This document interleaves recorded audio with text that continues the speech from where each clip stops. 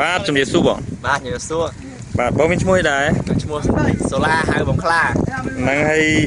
បងមកលេងសមុទ្រនេះឈ្មោះដែរនៅកន្លែងនេះសមុទ្រនេះហ៎ដឹងតែឈ្មោះអីមកតាមគេដែរយល់ថាអូមីដូអូសប្បាយណាស់មើលទៅទិសស្រួលល្អហើយមកនេះក្នុងនាមមកជាក្រុមការងារឬក៏តាមសមាគមឬក៏មិនដែរបងមកជាក្រុមសមាគមនៅសមាគមយ៉ាងបូបានគេរៀបចំកម្មវិធីជួបជុំគ្នាជាសមាគមមួយដើម្បីយើងមានភាពសាមគ្គីរីករាយនិងសហការគ្នាដើម្បីនឹងលើកយកនៅបញ្ហាដោះស្រាយល្អៗសម្រាប់សមាគមយើងទាំងមូលបងបាទហើយមកនេះមានប្រទេសដែរមកនេះមាន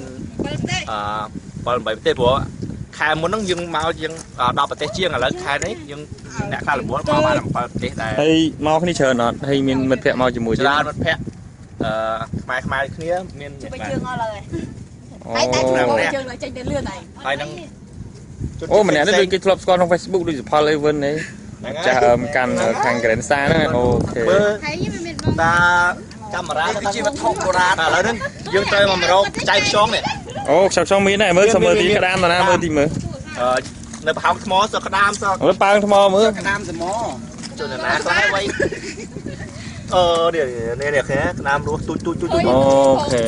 នេះថតទៅឃើញណានេះខែអានេះញ៉ាំបានដែរអាហ្នឹងគេយកទៅលីងញ៉ាំមកបងអាហ្នឹងយកទៅមានគ្រប់កន្លែងជាប់មកគាត់តែបាក់ថ្មមកឃើញមានហ្មងអូខេអញ្ចឹងអរគុណណាស់ដែលបានផ្ដល់កិច្ចសុភាបាទអរគុណចាំជួបគ្នានៅកម្មវិធីសប្បាយរបស់ក្រុម Grand និងសមាគមយ៉ាងបូទាំងអស់គ្នាថ្ងៃ22អាទិត្យក្រោយហ្នឹងគឺសមាគមយ៉ាងបូហ្នឹងគេមានការប្រឡងចម្រៀងជាភាសាកូរ៉េហើយនឹងមានការជប់លៀងរបស់